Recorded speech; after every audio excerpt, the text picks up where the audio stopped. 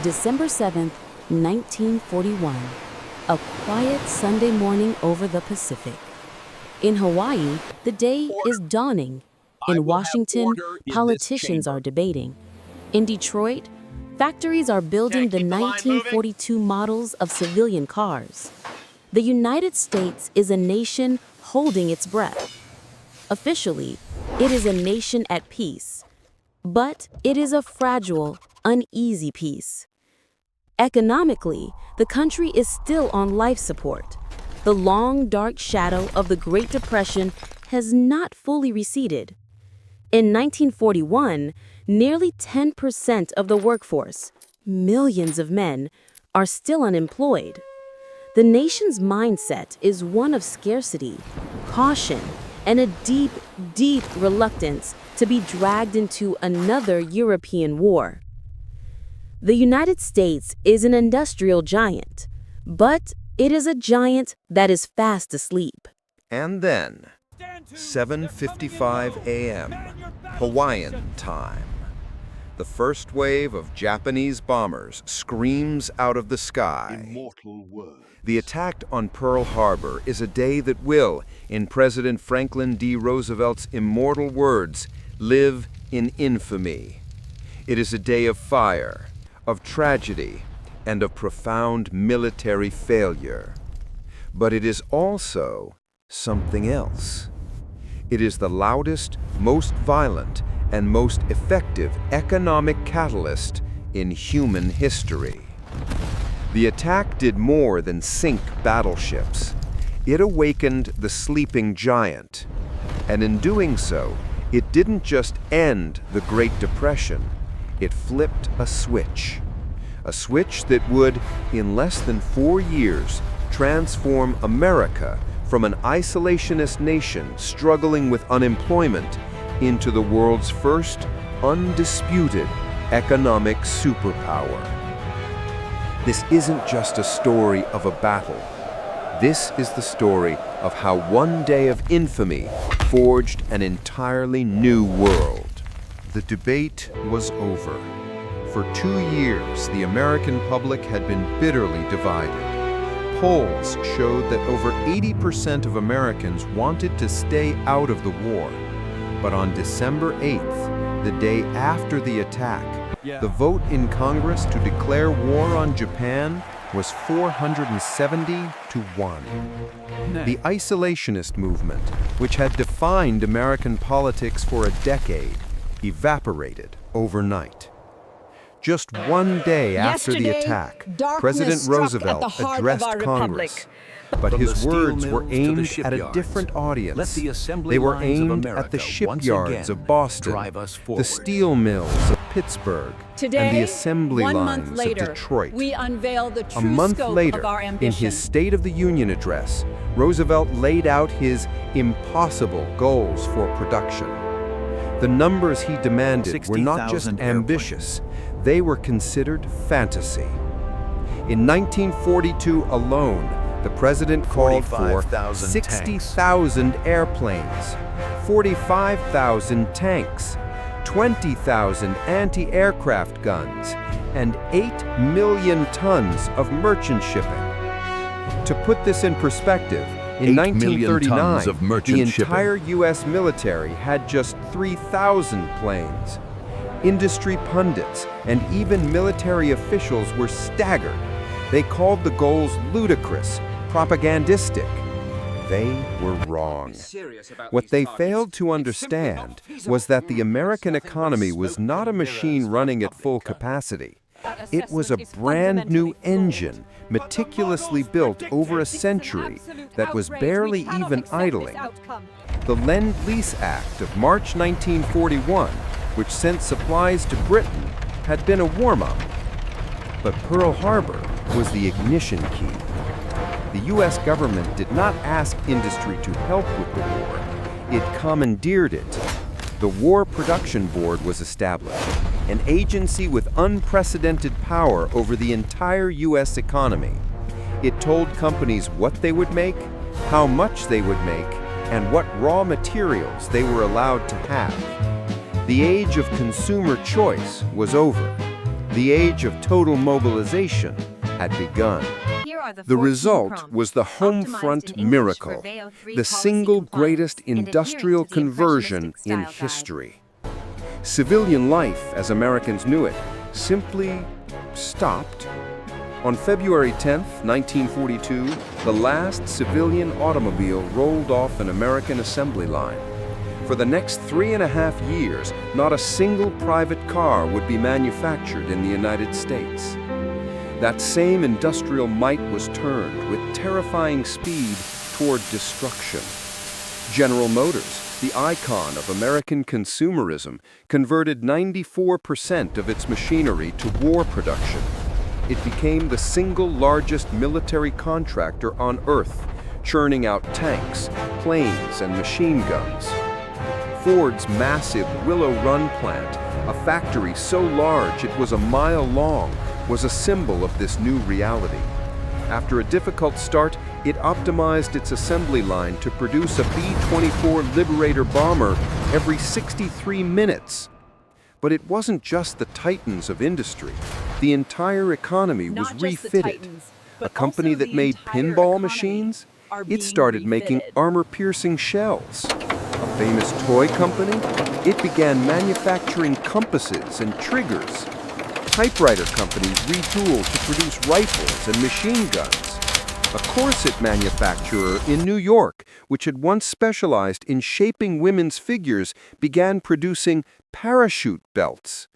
This impossible demand required an impossible workforce, and this is where the American economy and its society was changed forever. With 16 million Americans, mostly men, going off to fight, who would build the planes? The answer was everyone else. Unemployment vanished. In 1940, the jobless rate was over 14%. By 1944, it was 1.2%. It wasn't just low, it was statistically zero. Anyone who wanted a job had one. The most profound shift was the Rosie the Riveter phenomenon. 6 million women joined the workforce for the first time, swelling the female labor force by over 50%. They weren't just taking office jobs. They were welders, riveters, and mechanics. They worked in heavy industry, in munitions plants and shipyards, doing men's work and proving they could do it just as well. This was not just an economic change. It was a social revolution that planted the seeds for the women's rights movements of the coming decades. Simultaneously, the war accelerated the Great Migration. Over 1 million African Americans left the rural, segregated South, moving to industrial centers in the North, and especially the West Coast. They were seeking economic opportunity in the booming defense plants of California, Oregon, and Washington, escaping Jim Crow, but often finding new, complex forms of discrimination in their new homes. The America that emerged from the war would be a more urban, more integrated, and more complex nation. But how was all this paid for? This total mobilization was astronomically expensive. Between 1941 and 1945, the United States spent over $300 billion on the war. That's more than $5 trillion in today's money. It was more than all previous U.S. government spending combined since 1789. The answer was the birth of big government as we know it today. First, the government borrowed from its own people. Massive, highly publicized war bond drives using Hollywood stars like Clark Gable and Bette Davis were launched. These bonds were a stroke of genius. They funded the war and controlled inflation. By convincing people to loan their paychecks to the government instead of spending them, the government soaked up excess cash that would have otherwise caused prices to skyrocket. Second, the government taxed. The Revenue Act of 1942 is one of the most important but least known laws in American history. Before 1941, income tax was a class tax, something only the wealthy paid. In 1939, only 5% of Americans filed a tax return. The 1942 Act transformed it into a mass tax. It lowered exemptions and raised rates, meaning tens of millions of average Americans paid federal income tax for the first time. The modern universal income tax system was a direct invention of the war. Thank you for doing your part. Finally, the government took direct control. The Office of Price Administration, or OPA, was created. It rationed everything: gasoline, tires, sugar, coffee, meat, butter. Every civilian was issued a ration book. This was a level of government intrusion into the daily lives of Americans that had been unthinkable just months before. But it was accepted as a patriotic duty. This three-pronged approach, borrowing, taxing, and rationing, was the financial engine that powered the home front miracle. The results were staggering. By 1944, the United States was producing 2/3 of all Allied military equipment. It had built 300,000 planes, 86,000 tanks. It was launching, on average, 5 new merchant ships every single day. The Great Depression was not just over, it was a distant memory. The U.S. gross domestic product, or GDP, had more than doubled, from $91 billion in 1939 to over $210 billion in 1945. And here is the most critical fact of all. While the factories of Germany, Japan, Britain, and Russia were being bombed into rubble, the U.S. mainland was untouched. When the guns finally fell silent in 1945, the United States was the only major industrial power left standing. It had the strongest industrial base, the most advanced technology, the most productive workforce, and a government that had just proven it could manage the economy on a scale never before imagined. It held 2/3 of the world's gold reserves and would soon, at Bretton Woods, establish the US dollar as the world's reserve currency. The legacy was not all positive. This total mobilization forged a new, permanent, and powerful bond between the government, the military, and private industry. It was what President Eisenhower would later warn against, calling it the military-industrial complex. A vast, permanent defense establishment was born, one that would be funded in perpetuity, driving innovation, but also shaping foreign policy for the rest of the century. The attack on Pearl Harbor was a tactical military disaster. It cost thousands of lives and plunged the nation into a brutal global conflict.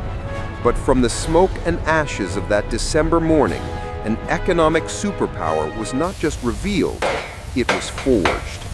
The American century wasn't inherited, it was built with steel and rivets in the factories mobilized by a day of infamy.